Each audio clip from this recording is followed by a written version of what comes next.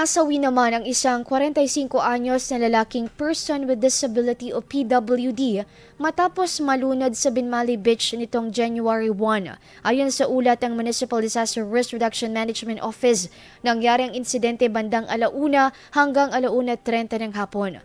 Dumulog sa mga kawani ng bantay dagat ang isang grupo upang iulat ang pagkawala ng kanilang kasamahan sa karagatan.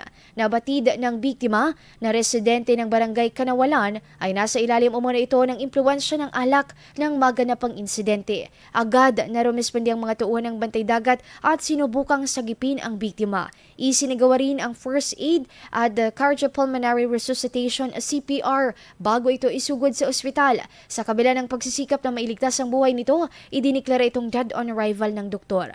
Pinaalalahanan ng lokal na pamahalaan ng mga mamamayan at turista na maging maingat lalo na sa pagpunta sa mga pampublikong dalampasigan. Maigpiting ipinalala ang pag-iwas sa paglangoy habang nasa ilalim ng impluwensya ng alak upang maiwasan ang ganitong trahedya.